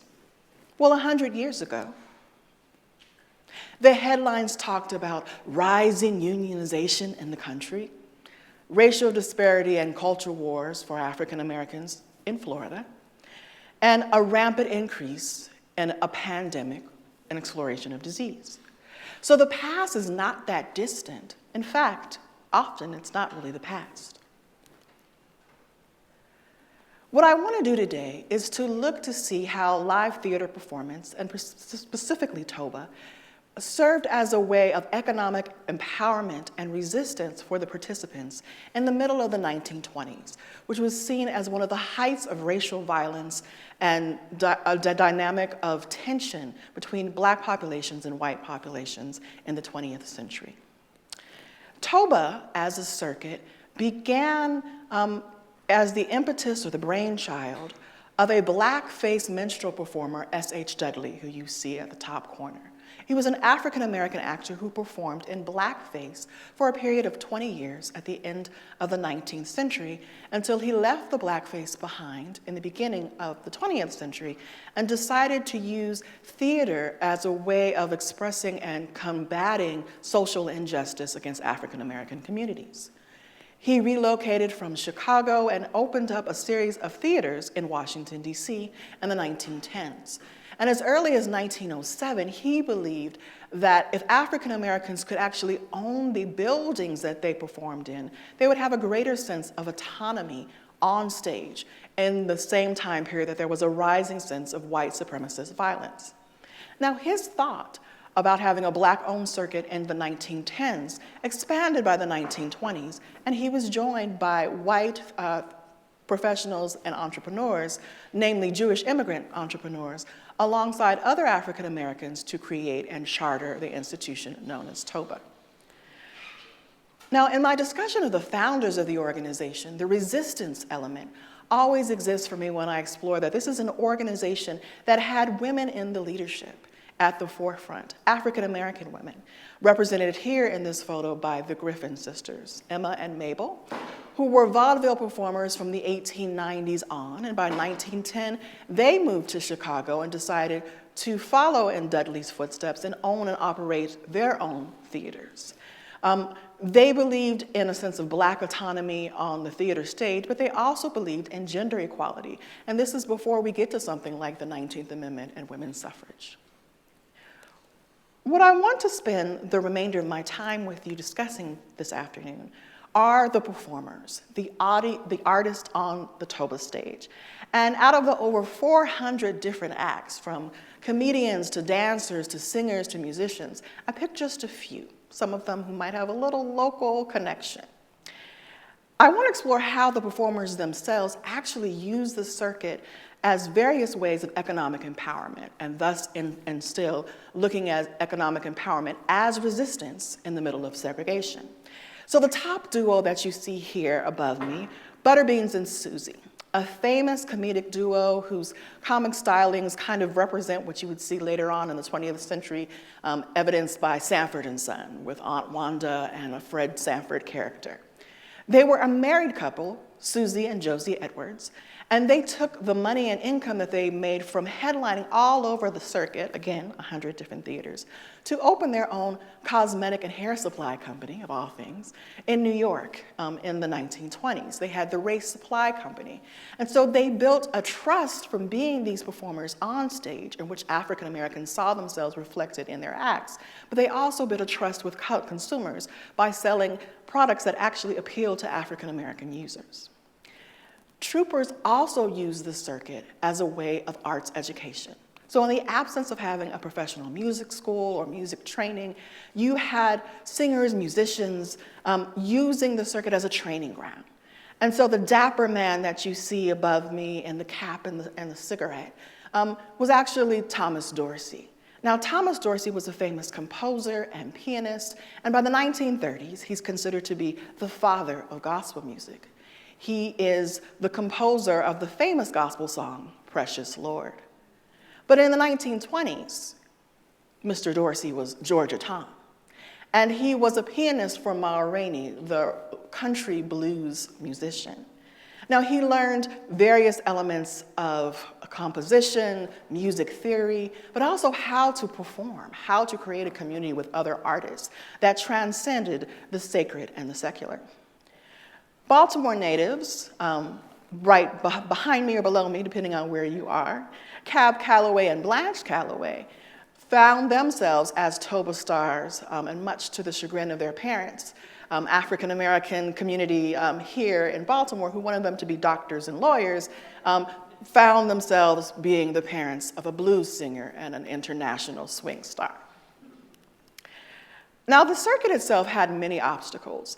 One being that fame and fortune was one that was only really given to the headliners. Your average performer made $15 a week and had to pay for housing, lodging, all of that out of the $15. So what performers did to resist that type of situation was they formed their own union. In 1924, they formed the Colors Actor Union in Washington, D.C. The other obstacles that mounted for Toba troopers were the very existence of segregation. Travel was difficult. The main form of transportation between these 100 theaters was the railroad, and the railroad was inherently segregated. African American passengers would pay the same fee as white passengers, but they would be forced to ride in the colored car.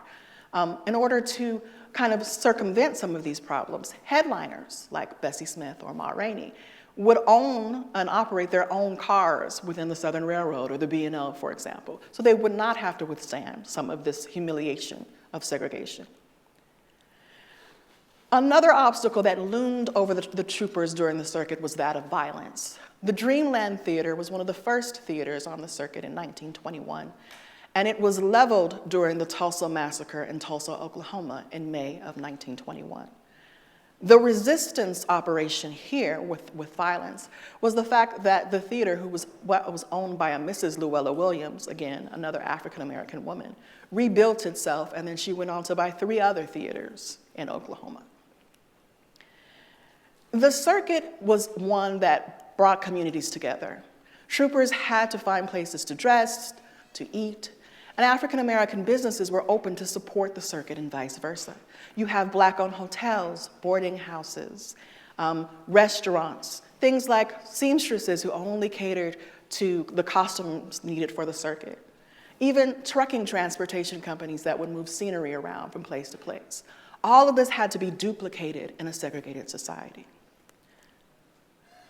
The circuit itself, its success, was a testament to Black excellence in terms of business, Black artistic skill, and a momentary period of interracial cooperation. It was truly an example of Jazz Age resistance. Thank you.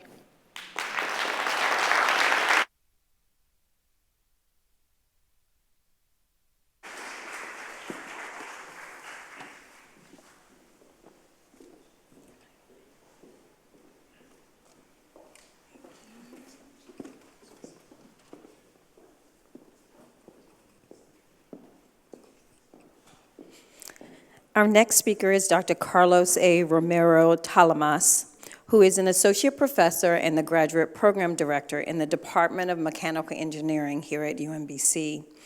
He has worked at the University of Maryland's Institute for Research in Applied Physics as a research scientist, working on experimental plasma physics, including high-temperature plasma confinement, and on atmospheric plasmas created by lasers and terahertz electromagnetic radiation. Notice how I stared at the paper because I did not want to mess up a single word. Humanities scholar. Just saying, just saying. Dr. Romero Talamas began his career here at UMBC in 2013. In 2014, he received the DARPA Young Faculty Award for alternate fusion concepts. Then in 2015, he received the University System of Maryland's Promise AGAP Outstanding Faculty Mentor Award. And in 2023, he received the Mid-Career Faculty Excellence Award for the College of Engineering and Information Technology. Dr. Romero Talamas is currently the principal investigator of several research projects, including the centrifugal mirror fusion experiment supported by ARPA-E to advance the performance of lower cost fusion energy concepts.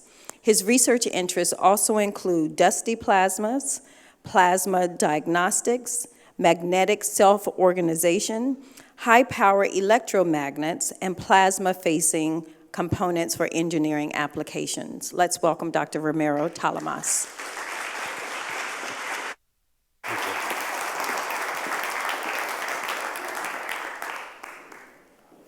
Thank you so much for that kind introduction. Again, my name is Carlos Romero Talamas, and today I'm going to talk about fusion energy and really sources of energy and how we can make them better for our planet. It turns out we use enormous amounts of energy in our planet, and unfortunately, most of those sources of energy are carbon-producing sources, meaning they produce carbon dioxide, they produce greenhouse gases, and only 20% of those sources are non-carbon emitting or non-greenhouse gas emitting sources. As you've heard today, it is urgent to decarbonize our economy, our infrastructure, because we are harming the planet, because we're running towards a climate disaster, and so we have to do it as soon as possible. We need all options on the table to be able to decarbonize our economy to get to the so-called net zero, meaning net zero carbon emissions overall. There is hope. We are heading in the right direction. And the charts that you see here in green is the readiness of technologies that are already on the market that the Energy Information Administration estimates we need to get to a net zero scenario by 2050. But in light blue are the technologies that are still being developed, that we need to develop before we get there. As you can see, just in the last 2 years, we've made tremendous progress, but we have still a lot of work to do. So enter fusion energy. Fusion energy is considered the ultimate source of energy because the fuel for it is abundant. The fuel actually is non-radioactive. Yes, it is a form of nuclear energy, but it's not radioactive. It's everywhere on Earth's crust, so you wouldn't have to defend or fight wars for the resources. It's incredibly energy dense. In the plot behind me, it's an imperfect plot. It's actually inaccurate because at the very top of the plot, it depicts train loads of coal, but 2 million tons of coal will be equivalent to the same energy that you could get for 1.3 million tons of oil and also about equivalent to about 30 tons of uranium oxide, the uranium ore that you need to refine and to get fission energy, which is the type of nuclear energy that we have today. But only about 0.6 tons of deuterium. And deuterium comes from water, actually. It's an isotope of hydrogen, so it's just a little bit heavier hydrogen, and it's found naturally on water. It's also very difficult with fusion energy to use it for nefarious purposes. It's very easy to monitor compared to fission energy.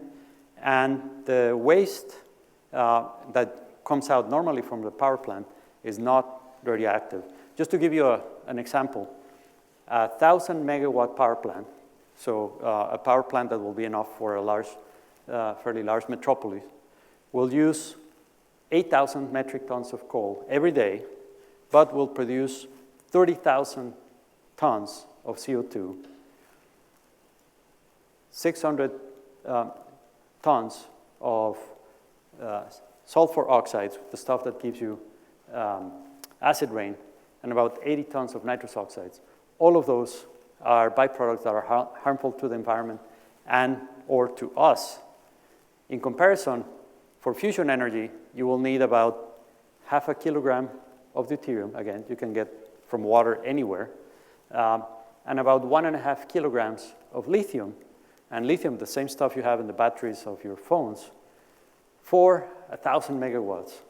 In comparison, if you want a sense of scale, for the state of Maryland, about 6 million people, you only about 4 times that. That fuel you can fit in a small suitcase, or if you want for the whole year, in a truck.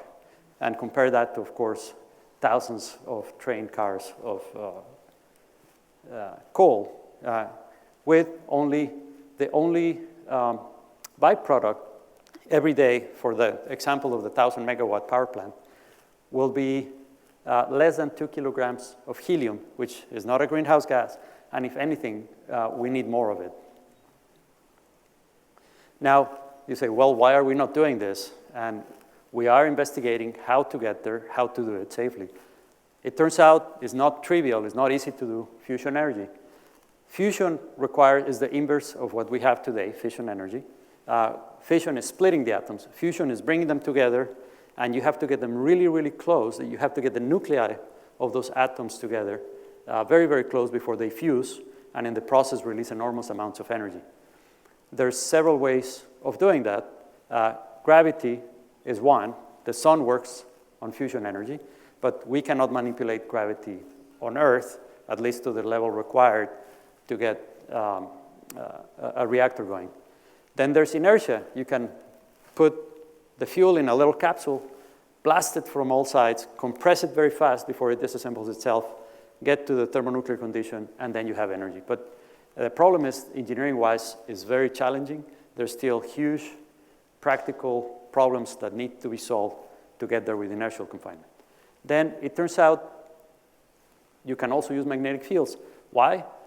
Because for fusion energy to happen, to get the atoms so close together, you need to overcome the electrostatic repulsion of the nuclei, the protons, plus and plus, repel each other. And because you have to get it so close, one way to do it is to slam the particles against each other. Now, you want to have a reactor, right? So you wouldn't do it one particle at a time or one pair of particles at a time. You have to do it many, many particles at a time. So you need, the recipe for fusion is really enough particles colliding head-on per unit time. So they have to be at high enough temperature. So many particles colliding at head-on, it gives you high temperature. And because most of the collisions are scattering collisions, not head-on collisions, you need to keep enough number of particles for long enough there, and that's called the confinement time. So that's a triple product: density, temperature, and confinement time. It turns out temperature has to be about 100 million degrees. So that's about 10 times hotter than the center of the sun. At those temperatures, the atoms lose their electrons. You have a soup of charged particles.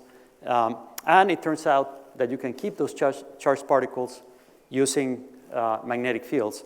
So in essence, you can make a magnetic bottle. So what we're investigating is magnetic confinement. Now, the main concept is called a tokamak, which is a donut-like chamber that uses a lot of electromagnets, the short way around and the long way around the torus, to confine the plasma. It is the most advanced concept, and it's the one that you will likely hear achieve the important milestone of getting more energy out than you put in. There's another concept that is even more stable called the stellarator, and has coils that are twisted. They look like potato chips. You need a lot of them, and you need to have them very precisely placed. Now, this is fantastic, and I hope they get there soon. The problem is, once they get there, to translate that from the laboratory to a commercial reactor is going to be very, very challenging. Because imagine what happens when you have to fix something inside the chamber. You have to disassemble the whole thing to get there and reassemble it. That's downtime, that's time lost and materials, etc., that you have to account for. Now, what we're working on at UMBC in collaboration with our colleagues at College Park is a concept called the centrifugal mirror. It's also a magnetic confinement concept, but it's much simpler in the sense that it's just a linear machine, which you're seeing here behind me in the screen. In that case, imagine if it breaks down, you can easily remove the chamber by just sliding it out, or removing one of the magnets, repairing it, putting another one in, etc. The machine is also more compact. It relies on rotating the plasma supersonically to be able to stabilize it, meaning so you don't lose all the energy you're investing to get to the thermonuclear condition.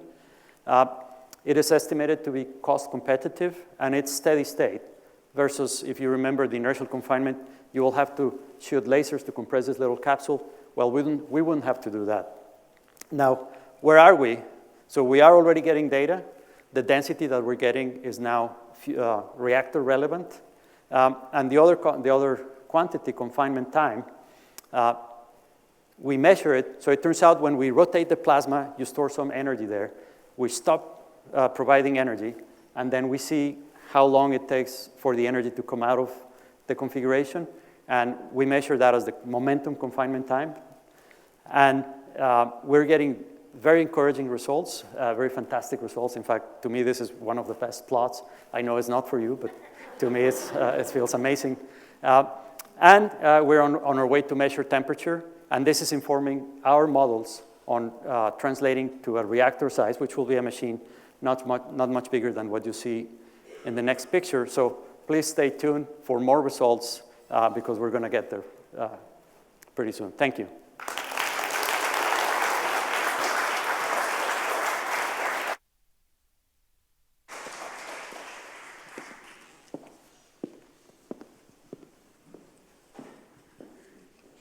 Our last speaker for this year's series is Dr. Irina Gulabeva. She is a professor and the director of the graduate program in Intercultural Communication in the Department of Modern Languages, Linguistics, and Intercultural Communication here at UMBC.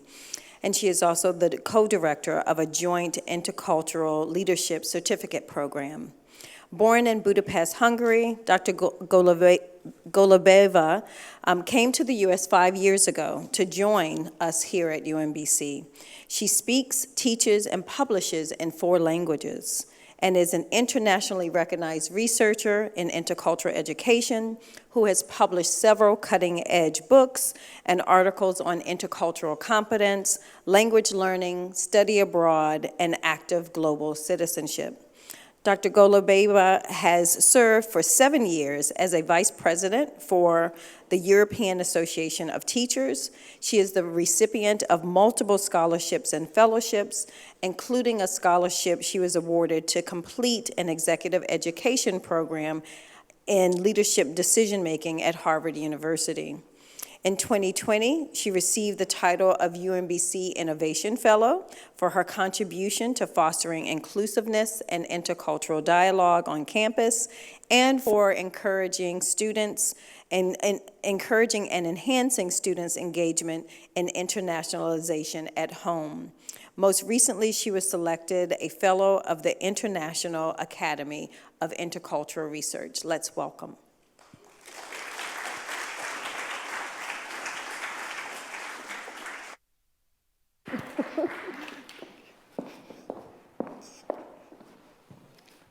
Hello, Retrievers. Thank you, Dean Moffitt, for such a generous introduction. So what we typically never include in our academic bios are our failures.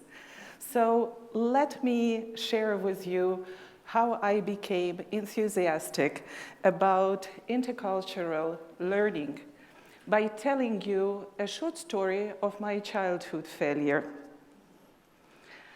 I was about 7-year-old when I wrote my first PhD dissertation.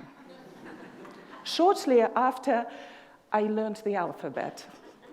I spoke only my mother tongue, hadn't yet learned any foreign languages, and I was puzzled how people managed to understand each other. I overheard adults talking about doctoral degrees, and I thought to myself, why not to start immediately with a PhD dissertation if I can already write?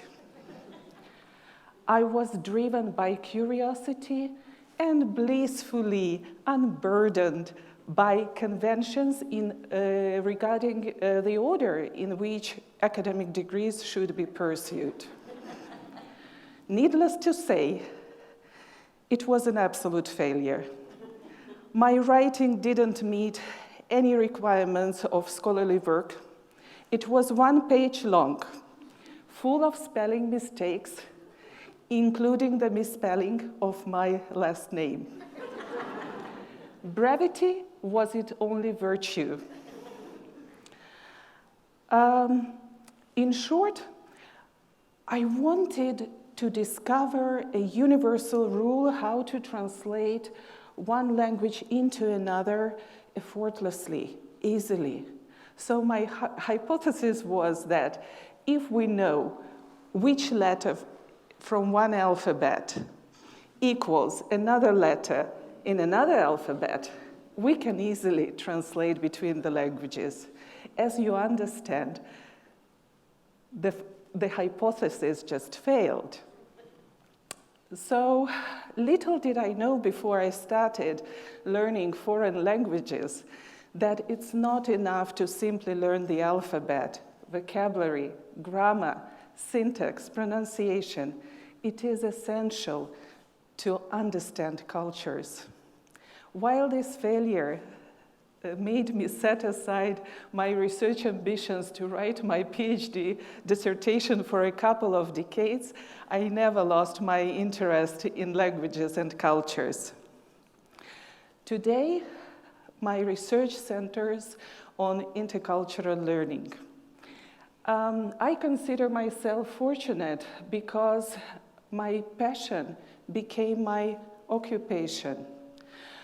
I help my students develop values, attitudes, skills, knowledge, and critical understanding necessary to interact across differences, both locally and globally, in an interculturally competent way.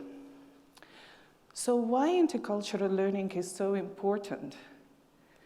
Did you know that 40% of companies lost international business opportunities due to a lack of interculturally competent personnel? 56% of US employers reported that their demand for bilingual and multilingual employees will increase in the next 5 years. Nearly 2/3 of projects fail due to breakdown in communication. On a positive note, 88% of US employers today do understand and highly value intercultural competencies. And this is not surprising because our communities and our workplaces are getting more and more diverse.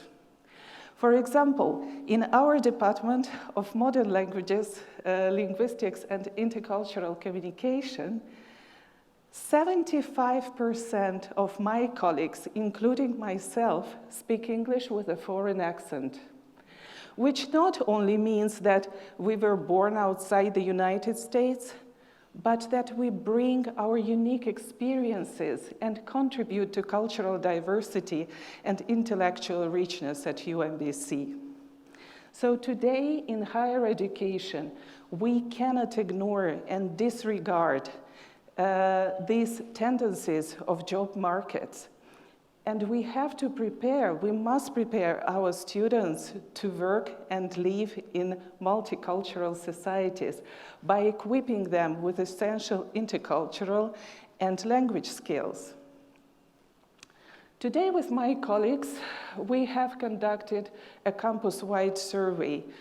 We wanted to better understand our students' needs. Overall, our students overwhelmingly reported that they perceive UMBC as both diverse and inclusive, and that diversity actually enhances their experiences as students. When we asked our respondents regarding specific aspects of their identities, the percentage of students who reported that UMBC is inclusive of their ethno-racial identity, gender identity, sexual orientation, religious and spiritual beliefs, and ideological views ranged between 90 and 97%, which one would say are quite nice results, right?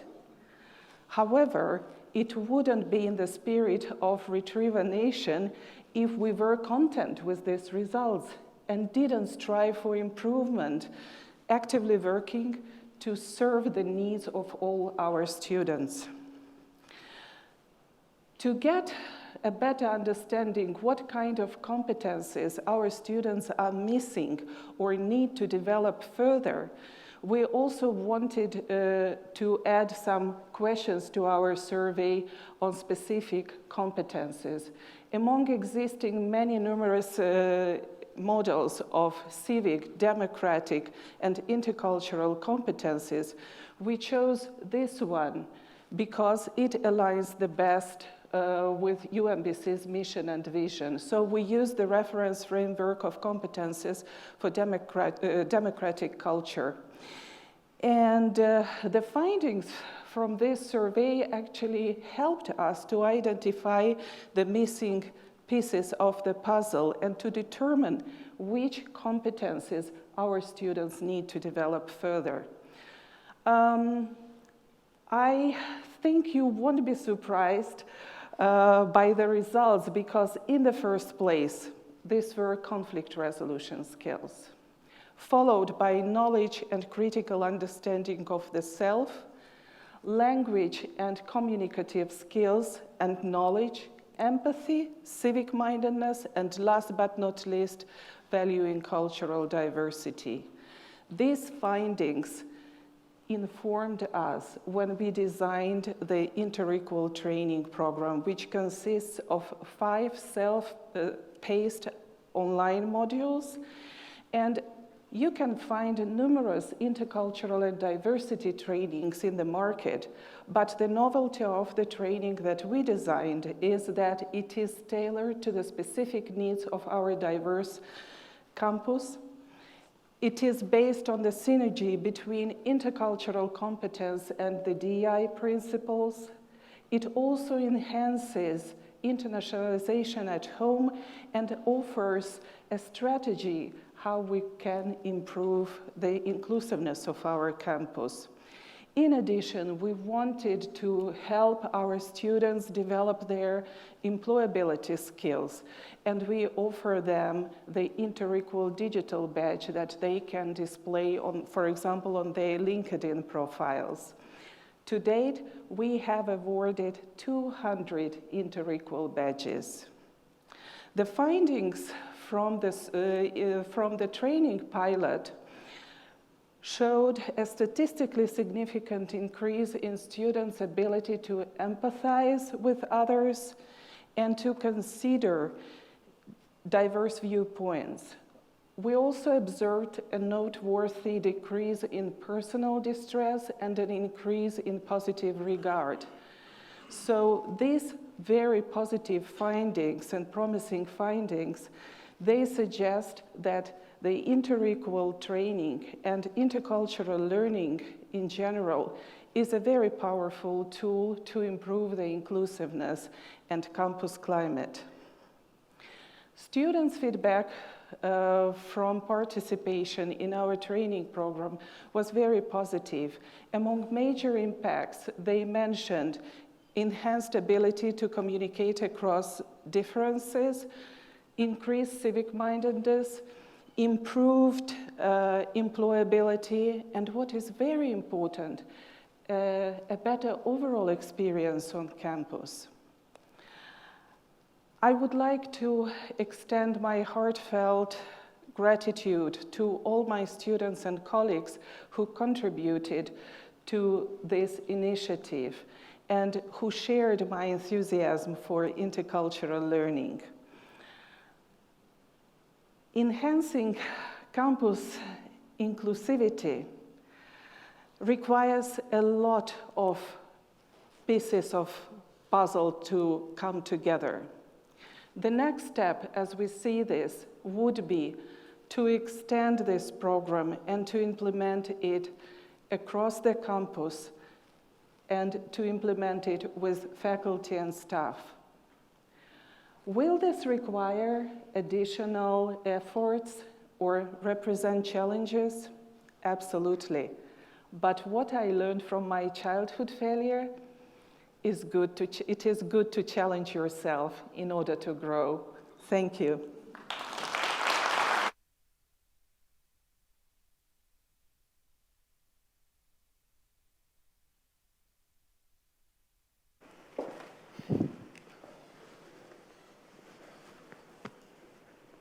So that was GridX 2023. I want to thank all 9 of our speakers one more time. We took you around the whole campus and beyond. They're all sitting right here. I know you learned something, and I do hope that you enjoyed yourself. And I'm going to go, one last thought is this one. A year and a half ago, UMBC became a Carnegie R1 institution. The research one, exactly, right? Because of colleagues like that you heard today. And in what many of you didn't realize, I've been subconsciously advertising this for about 7 years at GridX because, see that? See that? Anyways, on that note, thank you for joining us. We hope to see you again next year. Couple of housekeeping things. There's going to be a reception outside. We would like to take 10 minutes with our speakers to do a group shot for posterity. But they will all come out, and then all the questions that you had for today, they will hopefully be able to answer you. Enjoy the rest of Homecoming Retrievers. Glad to have you here today. And welcome home for those of you who came back, and enjoy the weekend.